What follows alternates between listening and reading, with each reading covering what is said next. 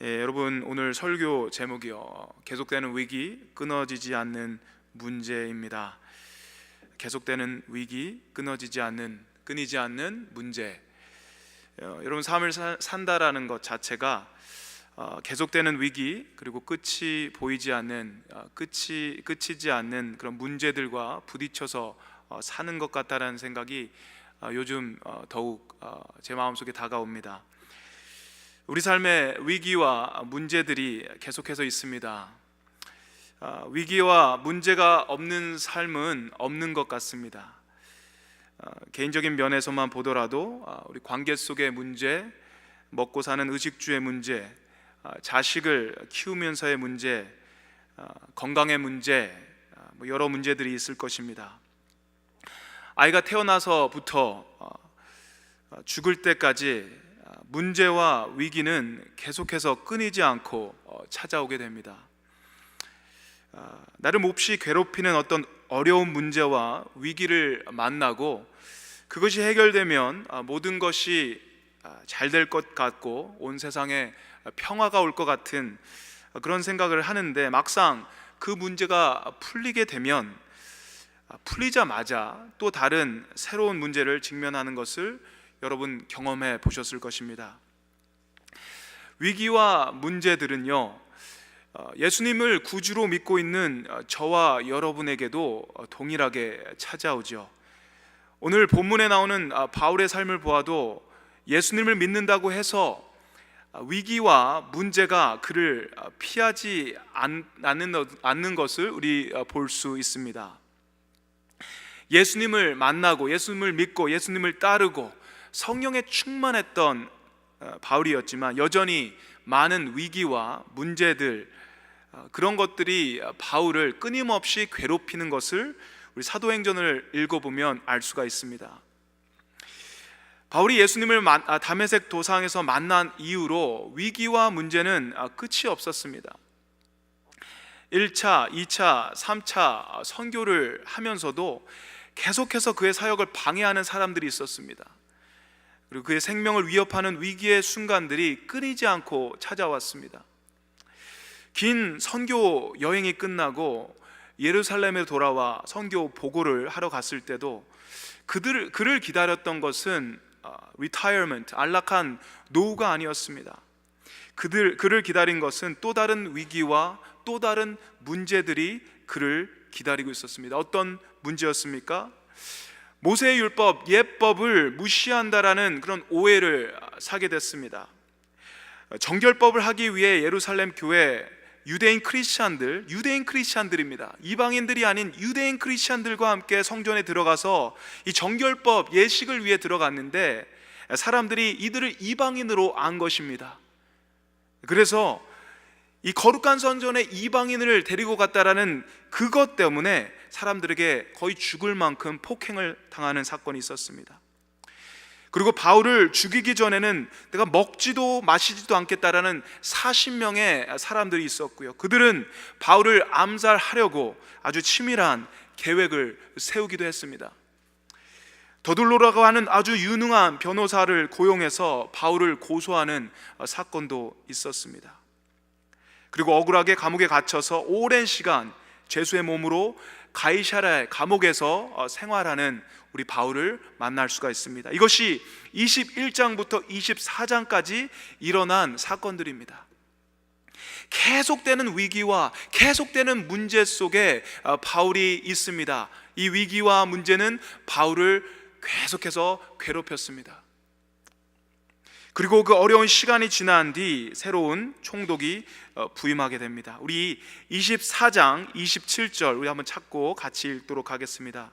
사도행전 24장 27절입니다. 같이 한번 읽도록 하겠습니다. 시작. 이태가 지난 후 보르기오 베스도가 벨릭스의 소임을 이어받으니 벨릭스가 유대인의 마음을 얻고자 하여 바울을 구류하여 두니라. 여러분, 벨릭스 총독은 유대인들의 마음에 들려고 바울이 죄가 없음을 아는데도 불구하고 그를 풀어주지 않습니다. 로마로 보내지도 않습니다. 그냥 감옥에 가둬 버립니다. 몇 년 동안이요? 2년 동안의 시간이 흐르게 되는 것입니다. 2년 동안, 그 긴 시간 동안 바울은 감옥에 묶여 있었습니다. 그리고 2년 뒤 새로운 총독 보르기오 베스도가 오게 됩니다. 새로운 총독, 그래서 어떤 새로운 변화가 있을 거라고 생각했는데 우리 읽어보면 여전히 위기와 여전히 위험한 상황은 변하지 않습니다. 2년 전에 바울을 죽이려고 했던 그 예루살렘 유대 지도자들, 여전히 바울을 죽이려고 기다리고 있었습니다. 2년이란 시간이 지나면 좀 바울에 대해서 잊어버릴 수도 있을 텐데, 바울에게 갖고 있던 그런 안 좋은 감정들이 조금 무뎌지고 수그러질 수도 있을 텐데 그러지 않았습니다. 바울을 향한 유대인들의 마음은 조금도 변하지 않았습니다. 여전히 그들은 눈에 불을 켜면서 바울을 죽이려고 했습니다. 우리 1절부터 3절까지 같이 읽도록 하겠습니다. 시작.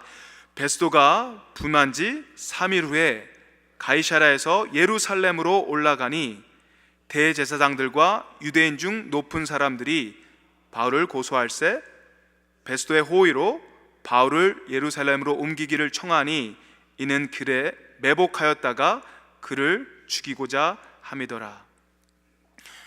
여러분, 베스도 총독이 부임을 한 지 3일 후에 그는 예루살렘으로 올라갑니다. 새로 부임을 했기 때문에 예루살렘에 올라가서 자기가 지금 거버닝을 하고 있는 이 사람들에게, 또 그 안에 지도자들에게 그들에게 만나서 그들과 상의하고 그들의 마음을 사려는 그런 마음입니다.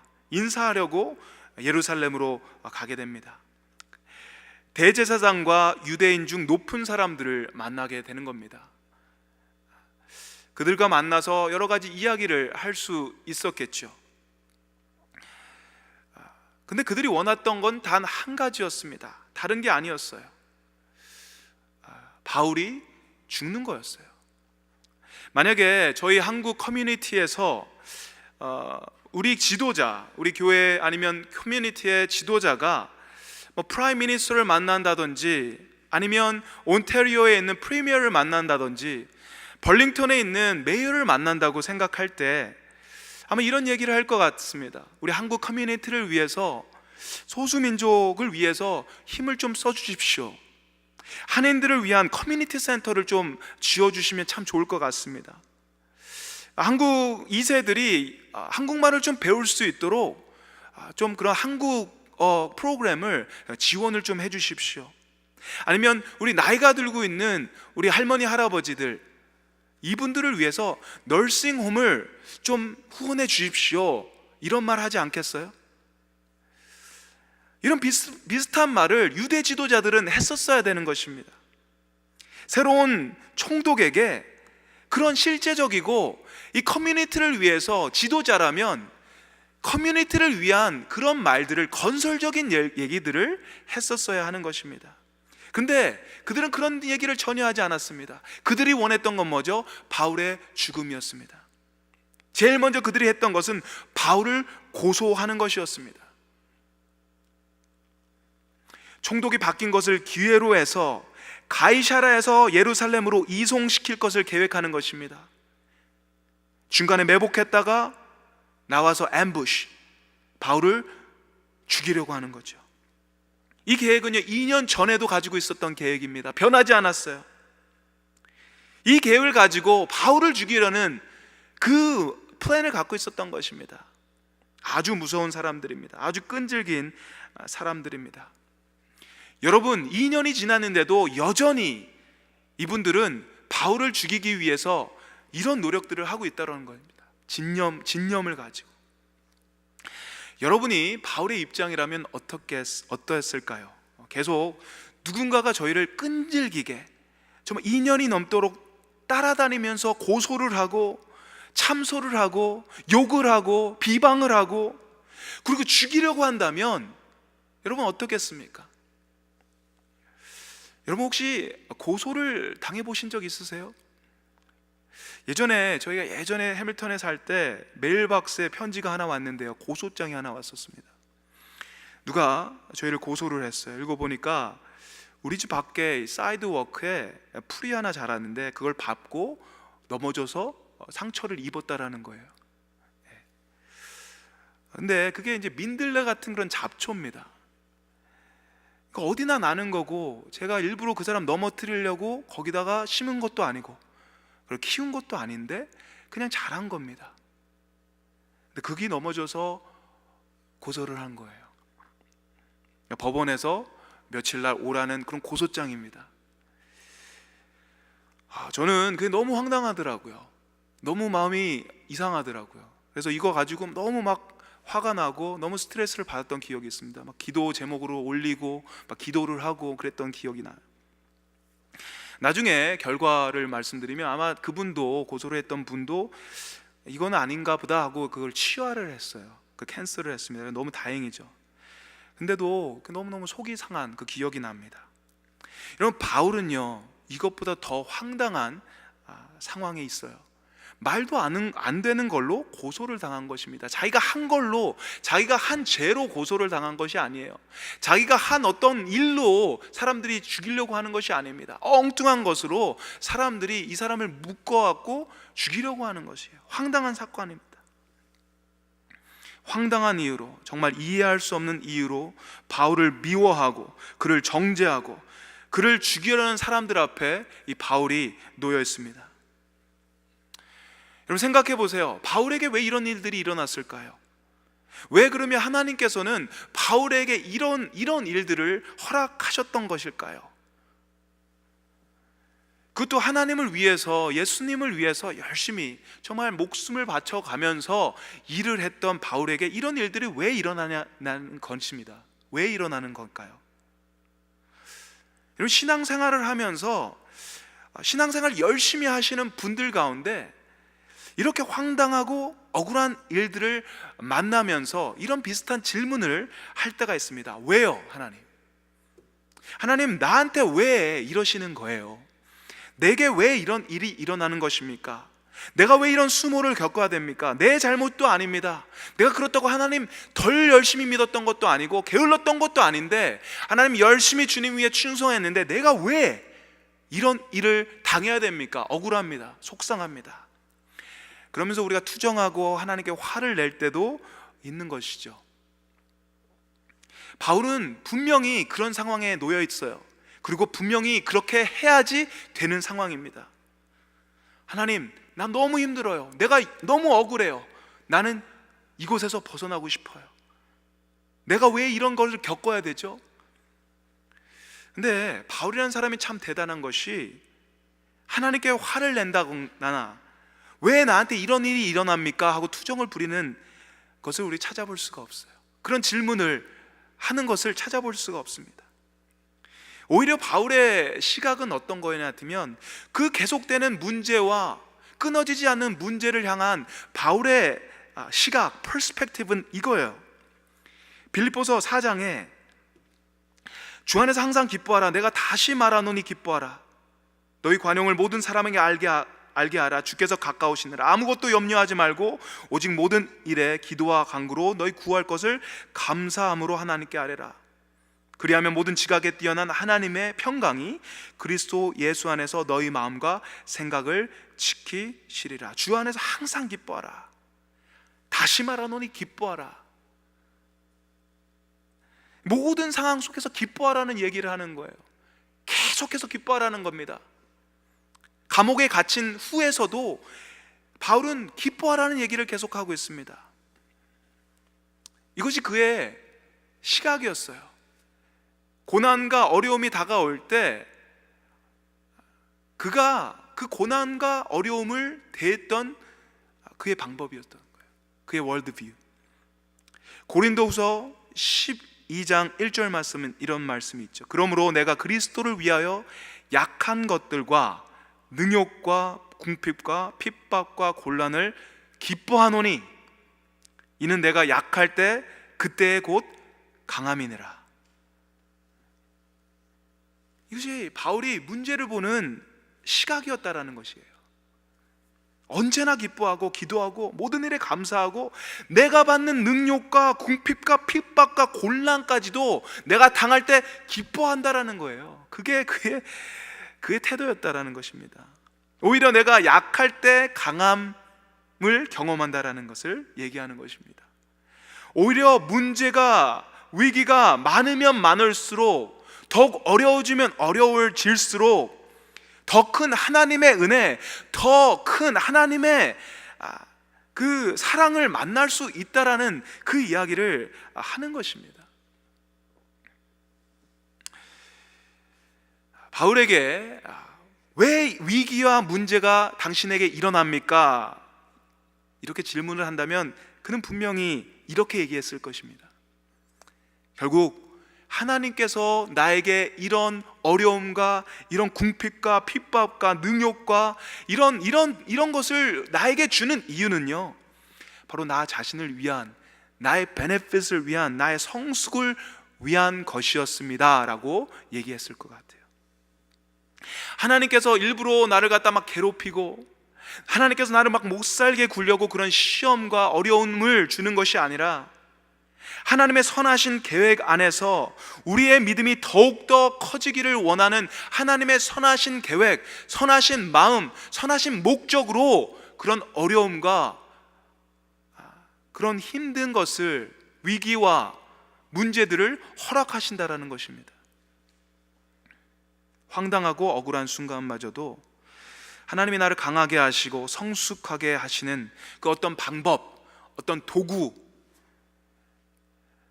위기가, 문제가 그런 것이었다라는 것을 바울은 알았던 거죠.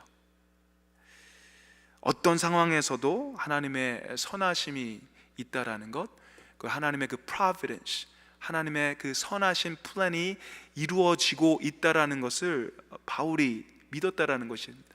이것이 성숙한 믿음이에요. 그런 성숙한 믿음이 바울에게 있었던 것입니다. 우리는 그렇지 않죠. 황당한 상황이 만나면, 황당한 그런 문제들을 만나면 저희들은 그렇지 않습니다. 바울은요 2년이라는 긴 시간을 가이사랴 감옥에서 보내게 됩니다. 바울이요 이 감옥에 들어오기 전까지 어떤 생활을 했습니까? 거의 20년 정도 시간 동안 바울은 여러 군데를 다닙니다. 소아시아와 유럽을 거침없이 돌아다니면서 복음을 전했던 사람입니다. 그런데 지금 그가 손과 발 그리고 입이 묶인 상태에서 이 감옥에 묶여 있습니다. 여러분, 감옥에서 묶여 있으면 어떤 생각을 했었을까요? 굉장히 힘들었을 것 같아요. 이렇게 막 돌아다니면서 바울은 정말 가서 사람들이 얘기하고 전도를 하고 사람들을 만나서 그렇게 사역을 하면서 지냈던 사람인데 너무너무 힘들었을 것 같아요. 여러분, 바울의 목표가 무엇이죠? 바울은 지금 어디로 가려고 하는 거죠? 사도행전을 보면 바울은요, 바울의 궁극적인 목표는 로마예요. 그 세계의 중심지인 로마, 가이사에게 가서, 시저에게 가서 복음을 전하는 거예요. 그게 하나님으로 맡은 소명이었고 사명이었습니다. 그게 목적이었어요. 로마로 가야 되는 거예요. 근데 내가 가야 되는데 내가 거기를 가야 되는데 내가 지금 이러고 있어요. 바울에겐 분명한 목적이 있었어요. 하나님께서, 예수님께서 이 분명한 목적을 바울에게 주셨습니다. 사도행전 23장 11절 말씀, 담대하라, 내가 예루살렘에서 나의 일을 증언한 것 같이 로마에서도 증언하여야 하리라. 사람들에게 몰매를 맞고 예루살렘 감옥에 있었던 그 바울에게 예수님께서 친히 나타나셔서 바울에게 얘기하신 거예요. 너 로마에도 가서 너 이거 얘기해야 돼.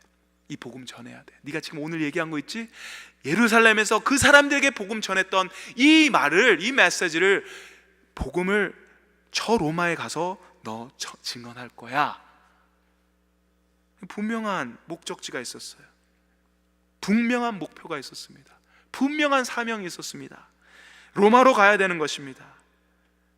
그런데 지금 2년 동안이나 그 긴 시간을 바울은 어디에 있습니까? 가이사랴에 있어요. 감옥에 있다라는 거예요. 로마에 근접하지 않아요. 그대로 변하지 않은 상황 속에서 그냥 시간만 가는 것입니다. 2년 동안 죄수의 몸으로 감시를 받으며 제한된 삶을 그렇게 사는 것이에요. 하나님은 분명히 말씀하셨는데, 하나님은 분명히 복음을 저 로마에 가서 전하라고 하셨는데, 나는 지금 뭐 하는 거지? 나는 왜 여기 있는 거지? 왜 아무런 진전이 없는 거지?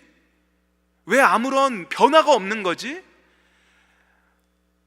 이런 질문을 바울이 하지 않았을까? 우리에게도 이런 상황들이 찾아올 때가 있어요. 주님을 믿는 우리에게도, 신실하게 주님을 믿을 때에도 이런 시간들이 찾아올 때가 있습니다. 분명히 하나님께서 주신 사명이 있어요. 목표, 하나님의 선한 계획이 나에게 있는 걸 알아요. 어떤 분은 그것들이 어떤 복음 전도일 거고, 어떤 선교일 거고, 어떤 분들은 뭐 교회의 부흥, 뭐 자식들이 잘 또 예수님 믿는 거, 남편이 예수님 믿는 거, 뭐 이런 거, 아주 선한 목표, 하나님이 주신 귀한 그런 고을들 있잖아요. 기도 제목들. 근데 계속 시간은 지나가는데, 그게 맞는데 그걸 받고 내가 이때까지 기도를 했는데 시간이 지나요. 1년이 지나고 2년이 지나고, 그런데 아무런 변화가 없어요. 아무런 어떤 프로그레스가 없습니다. 마치 감옥에 있는 것처럼 손이 묶이고 발이 묶이고 힘이 묶이고, 나는 아무것도 할 수 없는 그런 상황 속에, 절망된 그런 상황 속에 있어요. 이럴 때 우리가 어떻게 됩니까? 초조해지는 겁니다. 불안해지는 겁니다. 그리고 질문을 하죠. 하나님, 이거 맞아요? 하나님 주신 계획 맞아요? 하나님이 주신 사명 맞아요? 내가 그 로마로 가는 거 맞아요, 하나님? 내가 이 사람한테 전도해야 되는 거 맞아요? 내가 이곳에 가서 선교해야 되는 게 맞아요? 그때 하나님께서 말씀하셨잖아요. 그거 맞아요? 우리가 의심하게 되는 거죠. 질문하게 되는 거죠. 하루 이틀도 아니고 2년 동안 똑같은 곳에서 아무 진전이 없는 그런 바울의 삶 속에서 충분히 그것을 의심할 수 있는 상황이죠. 그런데 바울은 여전히 의심하지 않습니다. 여전히 그 신앙을 지킵니다. 초조해하지 않습니다. 의심하지 않아요. 이것 또한 바울이 가진 성숙한 믿음이죠. 히브리서 11장에 보면 믿음에 대해서 이렇게 정의하죠. 믿음은 바라는 것들의 실상이요 보지 못하는 것들의 증거니. 이게 진짜 믿음의 모습이라는 겁니다. 우리는요, 때로 뭔가 보여야 돼요. 뭔가 싹이 탁 나고, 뭔가 이렇게 잘하고, 뭔가 성장이 있고, 뭐 숫자가 좀 늘고, 좀 변화가 있어야 돼요. 그래야지 이게 뭔가 있구나, 하나님 뭐 하시는구나, 이렇게 생각을 해요. 상황이 좀 변화가 있어야 돼요. 할렐루야, 조그만 변화를 보면서 우리 감사할 때 있잖아요. 그리고 큰 변화가 있으면 더 크게 감사하고 뭐 이런 거잖아요. 근데 어쩔 때는요, 아무것도 안 보일 때가 있다라는 거야. 그럼에도 불구하고 믿을 수 있는 거, 그게 진짜 믿음이라는 겁니다. 여러분의 하나님의 일을 하시면서 하나님 정말 신실하게 하나님의 선하신 계획을 이루어 보려고, 하나님이 주신 어떤 사명과 그 콜링을 가지고 정말 로마로 가는 그런 심정으로 여러분이 사역을 할 때, 여러분의 셀그룹을 섬기고 여러분의 친구와 가족과 여러분의 구역들을 정말 그런 귀한 마음으로 섬길 때, 어쩌면요, 여러분 아무것도 안 보일 수가 있다라는 거예요. 성장이 아예 보이지 않을 수도 있다라는 겁니다. 근데 그것이 우리에겐 되게 힘들어요. 되게 힘들고 지치고 좌절돼요. 우리 아이들을 바라볼 때, 그렇죠? 내 자식을 바라볼 때, 변하지 않는 걸 볼 때 힘들어요. 좌절돼요. 그냥 포기하고 싶어요. 보이지가 않아요. 그런데 그럼에도 불구하고 믿음이라는 것은 안 보여도 믿는 거예요. 하나님, 내가 보이지 않고요, 내가 아무런 어떤 성장이 없더라도 하나님 그때 주신 하나님 말씀 있죠? 그때 이때까지 내가 붙들었던 그 하나님의 그 말씀 있죠? 하나님이 보여주신 그 비전 있죠? 콜링 있죠? 내가 이걸 붙들고 끝까지 보이지 않지만 내가 기도하겠습니다. 하나님의 그 신실하심을 내가 믿습니다. 이게 성숙한 믿음이라는 겁니다. 너무나 잘 아시는 우리 하박국 말씀. 비록 무화과 나무가 무성치 못하며 포도나무에 열매가 없으며 감람나무에 소출이 없으며 밭에 식물이 없으며 우리의 양이 없으며 외양간에 소가 없을지라도 나는 여호와를 인하여 즐거워하며 나의 구원의 하나님을 인하여 기뻐하리로다. 아무것도 안 보여도 아무것도 없어도 여전히 내가 여호와로 인하여 기뻐하겠습니다. 아무런 수확이 없고 수확이 없고, 네, 이번 주면 Harvest, Thanksgiving, 아무것도 없어도 하나님, 그래도 하나님으로 인해 기뻐합니다. 하나님, 아무것도 안 보이는 것 같아도 그래도 여전히 하나님 살아계시죠. 하나님 지금 일하고 계시죠. 하나님 여전히 좋으신 분이죠. 여전히 나를 이끄시고 있는 분이죠. 신뢰하는 것, 그게 성숙한 믿음이라는 것입니다. 여러분, 사도행전 25장 9절에 제가 읽겠습니다. 베스도가 유대인의 마음을 얻고자 하여 바울더러 묻되 내가 예루살렘에 올라가서 이 사건에 대하여 내 앞에서 신문을 받으렸냐? 바울이 이르되 내가 가이사의 재판자리 앞에 섰으니 마땅히 거기서 신문을 받을 것이라. 당신도 잘 아시는 바와 같이 내가 유대인들에게 불의를 행한 일이 없나이다. 만일 내가 불의를 행하여 무슨 죽을 죄를 지었으면 죽기를 사양하지 아니할 것이나 만일 이 사람들이 나를 고발하는 것이 다 사실이 아니면 아무도 나를 그들에게 내줄 수 없나이다.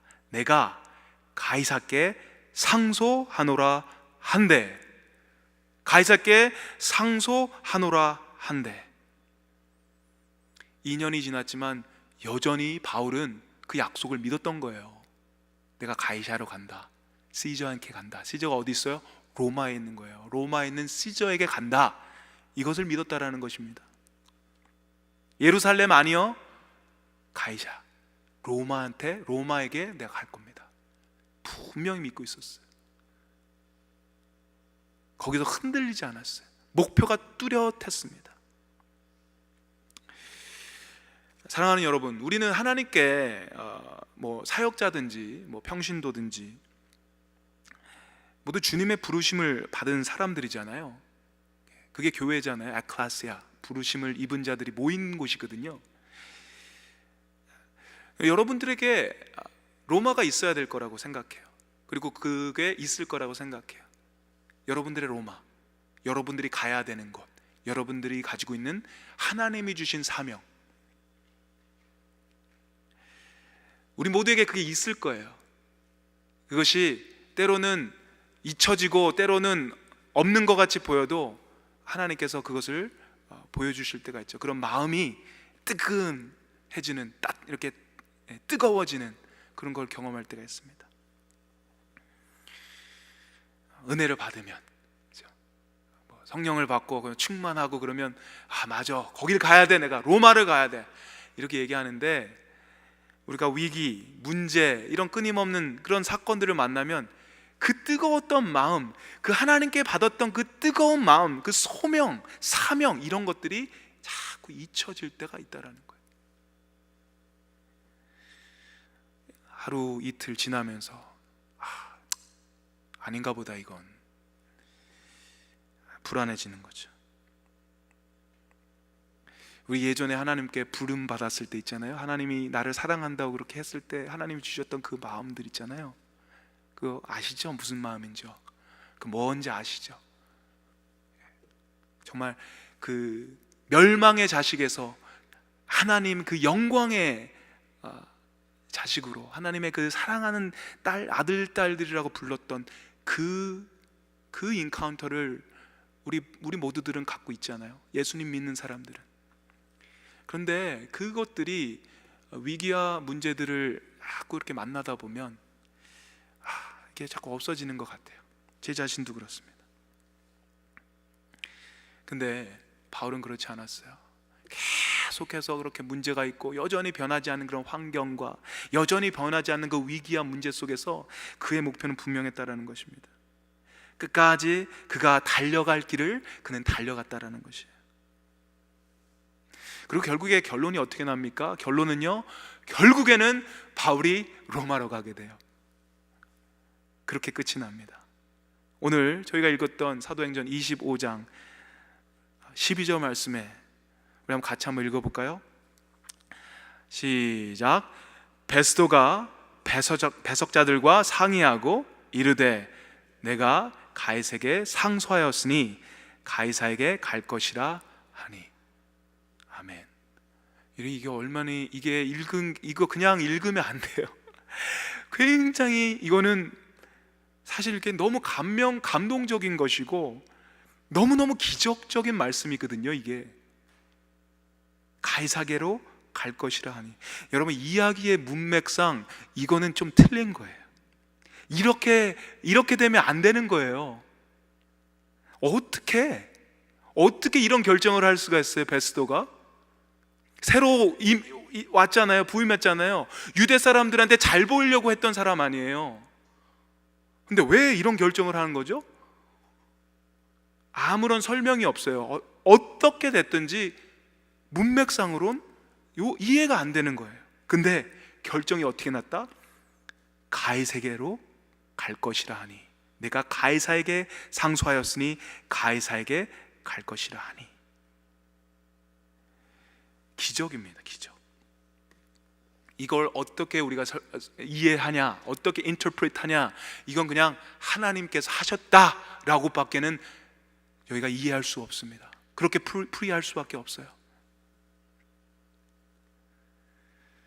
그냥 그렇게 됐어요. 이때까지 기다렸는데, 이때까지 안 됐는데 정말 어떻게 그렇게 돼버렸어요. 일이 그냥 풀어져 버렸어요. 결국 바울은 그의 노력이나 실력이나 어떤 인맥, 그의 힘, 능력이 아닌 하나님의 주권으로 하나님의 섭리 안에서 그렇게 된 것입니다. 로마로 결국에 가는 거예요.